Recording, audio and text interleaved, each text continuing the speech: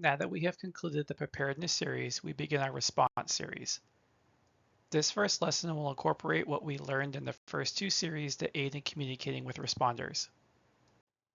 This lesson will cover the following topics in more detail: the importance of communication in disasters, communication challenges during disasters, strategies for communicating with responders, and using the personal or family communication plan. First, let's talk about the importance of communication during disaster. While this may seem like an obvious answer, it is important to frame communication in disaster settings. Studies show that information is as critically important to people as food or water during an incident. When your client activates their emergency plan, communication with others is critical, especially if they require additional support. It can provide reassurance that response and recovery are truly underway, and cell phone towers can become overwhelmed. This is why communication is an important part of your client's personal emergency plan, as you can see. Always have at least one plan B to your plan A.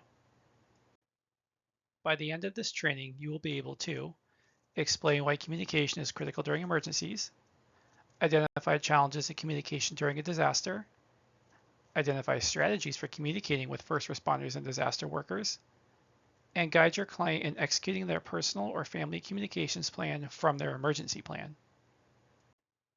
When disaster strikes, there are many potential sources of impact on your client's ability to communicate. These can range from physical impacts, such as losing power or damage to other critical infrastructure, such as telephone lines and cell phone towers, to internal impacts, such as disaster-related stress. Again, we discussed power outages. There can also be damaged or lost adaptive or assistive technology, overloaded cell phone towers, loud environments, increased stress or anxiety, sensory overload, information not in accessible formats, and misinformation. One tip I wanted to mention is, if you can, send a text instead of calling during a disaster, as it will not overload cell phone towers as much as calling will if they are still functioning. Make sure that your client knows this as well if that is an option for them. One last thing, we discussed self-advocacy's importance in our last training. Having information not in accessible format is something to consider for future advocacy if you and your client encounter it where they live. Now that we have identified some challenges, let's discuss a few strategies for overcoming them. Depending on where your client lives, there may be programs where you can help them register with local first responder agencies to aid in future interactions, or identify their home as an area where first responders may want to focus resources to aid them. For example, the Ventura City Police Department has a voluntary registration which aims to improve interactions with police officers and those living with any number of disabilities. In addition, other private organizations have developed programs such as the Wallet Card, which allows individuals to self-identify any disabilities that may affect their interactions with first responders. The link for this can be found at the end of this presentation on the resources slide. You and your client can also contact local agencies to learn what they are doing to incorporate inclusivity into their emergency response planning. You and your client can also reach out to local organizations and groups and see what partnerships they have surrounding overcoming communication barriers with responders. If your client uses adaptive technology, make sure that they keep it with them so if something happens and they are trapped, they have the device with them. Written communication. If tech fails, can your client write down what they need to communicate? Can they use communication or picture cards? Going back to the PEP training, make sure they have a copy of their communication plan with them so they can share it if they need assistance. Make sure your client knows that it is okay to inform a responder worker that they do not understand something. They can also provide their one-page description as a way to guide the interaction in a more positive manner if that is a concern. As you may have noticed by now, there has been overlap from previous lessons. So as a result, this presentation is one of our shorter ones. Practice, practice, practice. I have said it before and I will repeat it again. Practice makes perfect. The more practice and role play, the easier it will be for your client to execute their plan. Start with their out-of-state contact.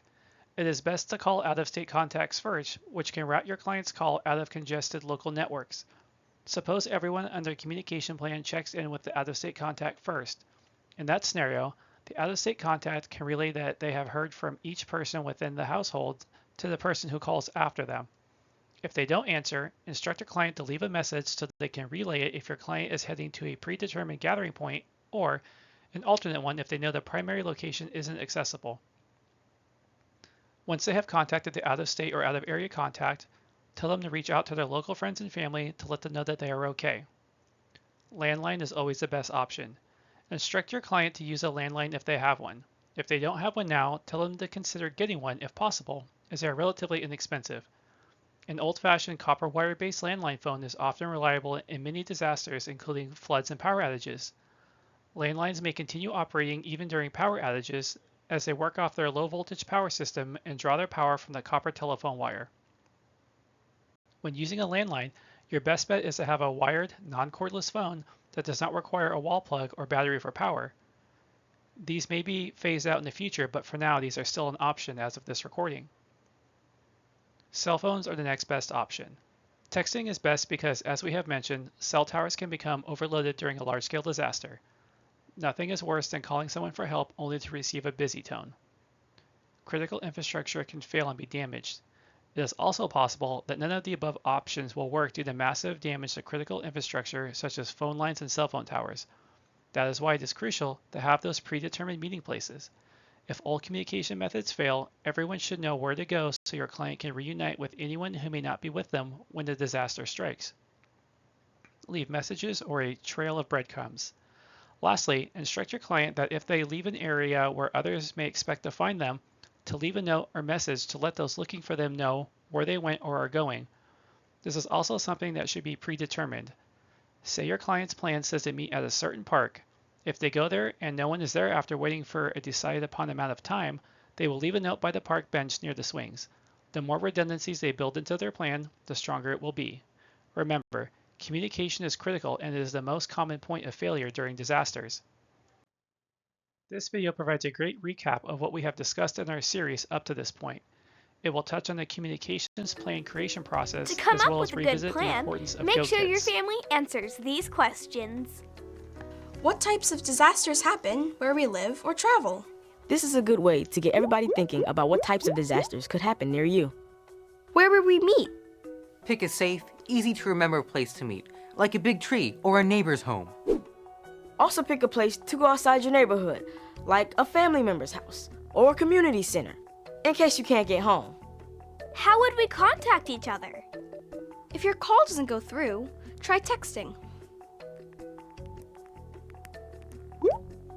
Plan on calling or texting somebody in your family, a grandparent, uncle, aunt, cousin, someone who lives out of state. You can check in with them to let everyone know you're okay if your call doesn't go through. Make sure every family member has a contact card they can keep in their wallet, purse, or backpack. My cell phone died. I'm glad I had this written down. See how many numbers you can memorize. What do I do if I'm at school? Stay calm and listen to your teachers and principal. Your school has a plan to make sure everyone stays safe. You'll either stay in your classroom or go somewhere else. What do we do about our pets? Aww. Make sure your family has a carrier, food, collar, and leash ready for your furry friends. Making a family communications plan is pretty easy. And fun! But getting your family to start on one might be a little harder, especially if they're busy with other things. Here's one way to do it. Hey Mom, we learned some important family safety tips today in school. I'd like to tell everybody about it. Maybe we could talk at dinner tonight. Sure. I just have one question. Cheese or pepperoni? Pepperoni. Thanks, Mom. Once your family has a good plan, they'll need to practice it so they're ready. You could come up with some fun practice drills. And make sure they put together a family emergency kit. A family emergency kit is simply a bunch of things your family may need in the event of an emergency. Your family's kit should have everything your family would need if you suddenly had no food, water, power, or shelter. Like my whole collection of video games? Maybe one or two. Let's see if you can put a kit together. You may already have some of this at home. Let's have a scavenger hunt. Here's a checklist so we can keep track of what we have. I found batteries. I've got a can opener. I've got a shoebox that we can put our supplies in. We definitely need water. and enough food for 3 days. How about a radio?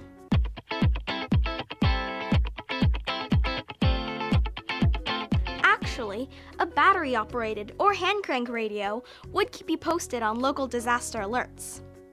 How about a flashlight in case the power goes out? Don't forget the first aid kit. Since every family is different, every family emergency kit will be a little different. So here are a few more ideas.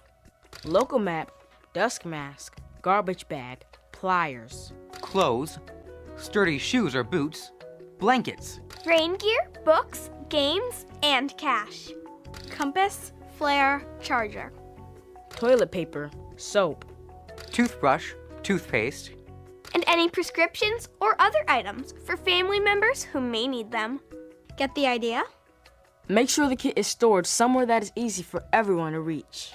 Remember, a lot of these items may already be in your home. Putting the kit together with your family can be fun. So talk to your family about making a plan and emergency kit. Why not do it tonight? Always remember, when it comes to disasters, Be informed. Make a plan. Get prepared. and go to Ready.Gov to find out more.